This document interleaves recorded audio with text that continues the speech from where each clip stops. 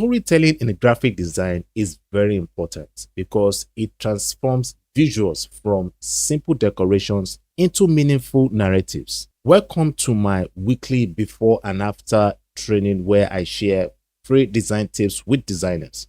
As usual, I have a design I received from a subscriber, and I'm going to share what is working and what is not working in the design.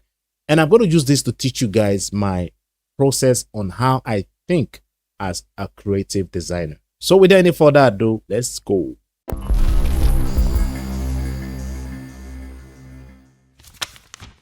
All right, so here is the design I received from a subscriber. Now, if you want your design to feature in any of my upcoming design training, kindly use the Telegram link in the description section of this video to join the Ceasar Empowerment Foundation Telegram group and send your design to any of the admin and not Ceasar Graphics. All right, don't send it to Ceasar Graphics.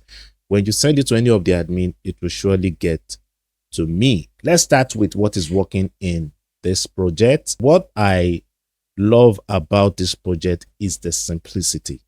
All right, because yeah, simple design draws attention than busy design, and that's what I love so much about this design. You know, I like the fact that, you know, the background is really giving room for the information in the project. All right, for easy access. And you know, I also love the proximity in the project, which is the grouping of the information in the project. All right, so this is, you know, good. All right, this is good. Okay, yeah. So for the layout, all right, I like the layout in the project. What I noticed that is not really working here is first the part of not grouping the information correctly. I'm talking of the part of using proximity. You know, this side here is too loaded. All right, it's too loaded. I expect the designer to, you know, make it simple. All right, I believe here we can still achieve two. We can achieve two proximity here. So if I really want to break this, what I'll do is that I give space between the time and the venue, or put the venue close to the time and then give space between the contact details with the social media and website. All right, here. And the other thing I noticed that the designer did not also do well is the making the website this tiny. Right, when you make information too small, like the way you have it here in this project, you're actually telling the viewers that that tiny information is not what you actually want them to read, but just to beautify the project. All right, so this is not okay. Avoid making your information this tiny. Okay, then the other thing I also notice here is not making the information here aligned correctly, and I'm going to show you what I mean. So I'm going to drag my ruler out, and you see some of the information are not really well aligned. All right, so if you look at the letter E, you see that the letter E here is not properly aligned to the other information that we have in the project. So these are things you need to check, all right, when putting your element together. All right, and so guys, if you notice any other error in this project, please, I would appreciate if you can share it in the comment section of this video, because I really want us to learn from each other. All right, so the other thing I also notice here is the wrong use of illustration in the project, because, you know, we are visual storytellers, and how we do this correctly is how we put together the elements in our design project to communicate a message to the viewers. So this image here is not really balanced. It's not going with the title of the project. All right, I don't expect the designer to use this type of image. It's not really flowing with this title here. I'm going to share the illustration I use in my version, and yeah, you can get the link to the exercise file of the image I use in the description section of this video. Okay. Now, before I share the illustration I use with you guys, I'm going to share how I normally get the right image to help my project look successful and also to pass a message to the viewers. All right, so I'm going to go straight to my, did I call it board? Here.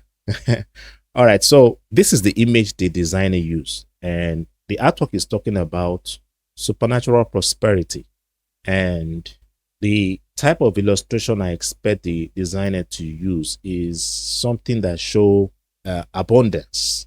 To me, supernatural prosperity means abundance that cannot be measured. So I expect the designer to do something or use something that really show that illustration in the project. So this image here is not, really okay for it. All right. So this is the image I decided to use for my version, and I'm going to share why. I said, to me, supernatural prosperity means abundance that cannot be measured.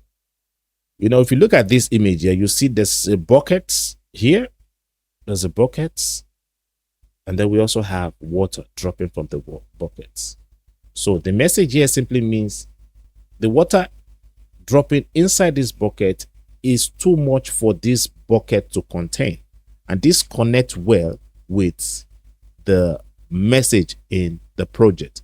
And aside from that, the reason why this image is so successful is because, you see, one of the secrets to using the right illustration to make your project look interesting is when there's movement in the image. If you look at this image from the designer here, you see it looks too stiff, but there's something that shows movement here, and the movement in this image is this water dropping. All right, the water dropping here. Okay, these are the movement in the image, and images like this, they pass a message and also help design project look interesting. Movement is one of the things that really make design project look interesting to the eye.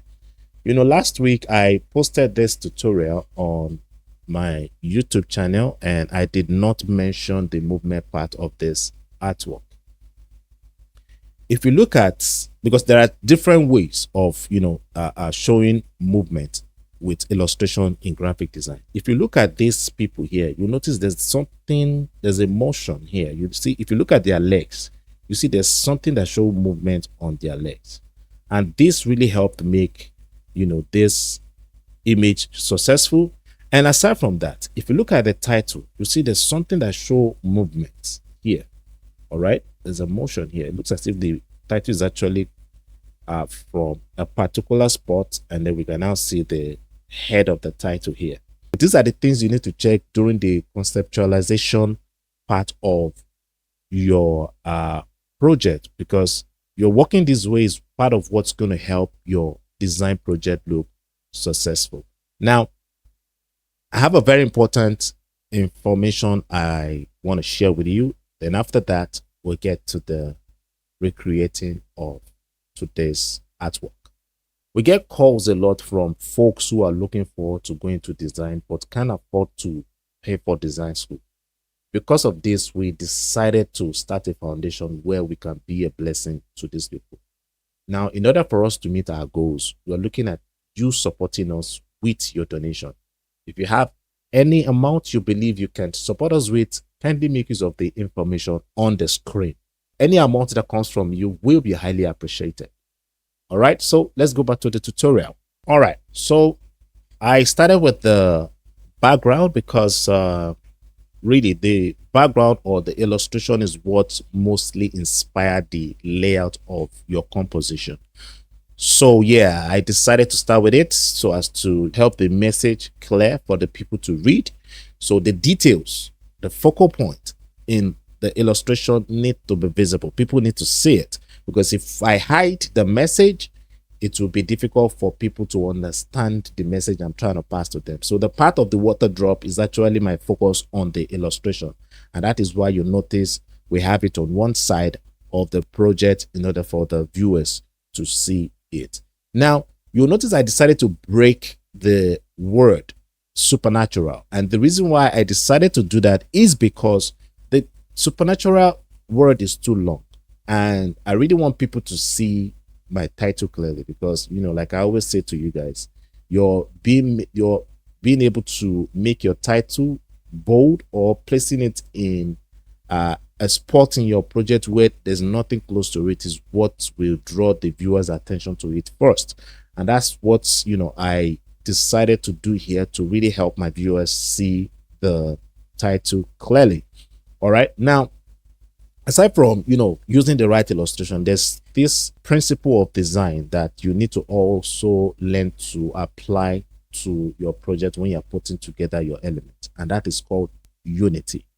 After getting the right illustration, then the next thing I did was to look for how I can place my title on the illustration to actually make it look like they belong together. And that's the reason why I decided to do all these effects you're looking at me apply to the title. Like I said previously, that movement is part of what make design project look successful.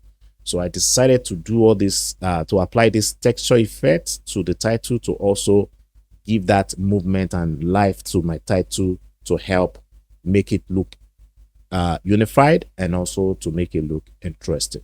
So that's why I decided to make this move you're looking at on your screen.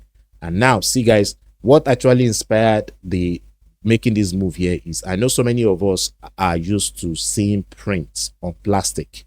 So I decided to apply that move that we are used to the project. That's printing on plastic to the project to really also make the project look beautiful to the eye, because part of what make design project or part of what make things look beautiful to you is when your brain can easily break down or define something. So that's the reason why I decided to make the move you're looking at now on your screen. So I'm sure you guys agree with me that the texture applied to the title gave life to the project. Now, as a designer who is looking at telling story in graphic design, part of what you should learn, which I'm going to advise you, is learning how to achieve photo manipulation. Photo manipulation is part of how I believe a designer can tell story very well in graphic design, and that's what you guys are seeing me do here. And for you to really tell story correctly in graphic design, or for you to tell story well in graphic design, you need to learn the habit of paying attention to details. Paying attention to details is what really help make the message clear and make the unity in the project balance. And that's why you notice if you look at the project, you notice I added some lights effect and shadow to the title to really make that connection between the plastic, the water, and the title balance. All right, so you're being able to work this way is what will really help you achieve unity in your project. And if you agree with me that the move here really makes sense to you, I will appreciate if you can drop a message in the comment section and let me know if the redesign version with my explanation is sweet to you or easy for you to understand. And if you like the project, please also drop a message and let me know. All right, so I believe you guys enjoyed my process, and I'm going to quickly go straight to how I was able to use the principles of design to make this project balance. Because you see, the principles of design are what we use to actually tell story in graphic design. And the reason why I'm so much focused on the story part is because you see, you're being able to do this right is what really entertain the viewers, is what will really draw the attention of the viewers to look at your project. All right, so here, all right, I'm going to start with contrast. So the way I was able to achieve contrast here is through the way I placed my title here, because if you look at the project here, you'll notice that aside from the title. There's no element in the project that carry these weights, and also the texture that we are looking at on, the title. And the other part of the contrast here is the value of the color that we have on the illustration and the information placed on it. All right. And the same principle is what we have here. We have bright background here, and then we now have dark information placed on it. And so that really helped the achieving the contrast in the project balance. Another principle of design that I also apply to this project here is proximity. If you look at the project here, you see that I achieve proximity through the way I group the information in the project. All right. Now, when I was reviewing the designer's project, I was talking about space. So if you look at my project here, you see I applied what I was trying to make you guys understand on the original design. All right. So this space here are very important. What they do is they help make the elements, breathe. They help make the eye of the viewers rest when looking at the project. The same principle is what I also apply here. So if you look at this side here, you see the space here, but this here is another proximity. All right. Yeah, this is another proximity, but here we have one proximity here. All right. But the space, because even if you are grouping your element, there should still be space between the proximities. Now, what would now make people know that the way you grouped your elements are different from each other is the amount of space you have between them. Because if you look at this proximity here, you'll notice that the space between this and this is smaller compared to the space we have between this here. All right, so I'm going to turn this off so you guys can see. So the space between this and this here is different from the space we have here. So this here is going to be seen as one proximity. This here is going to be seen as another proximity here. And then this is going to be another proximity here. So we have 1, 2, and 3 proximity in the project. Please, if my explanation is easy for you to understand, I would appreciate if you can drop a message in the comment section so I know you guys are actually learning from this tutorial. Okay, then for perspective, which is also part of the principles of design, the shadow we have on it here made us know that yes, this water drop here advance, and this print of the title on the plastic here recede. So it made us know that yes, this is actually in front of this, and that's the work of perspective in the project. Then for the part of hierarchy in the project, which is also part of the principles of design you need to always make available. So if you know the first level of hierarchy in this project, all right, please drop it in the comment section of this tutorial. I just want to know if you guys are actually learning from me. All right, so if you have not subscribed, remember to hit the subscribe button and remember to click the post notification bell so you get notified when I post my tutorials.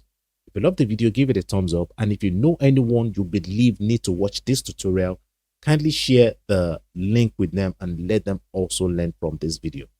Thank you for watching. I'll see you again in the next one. Peace.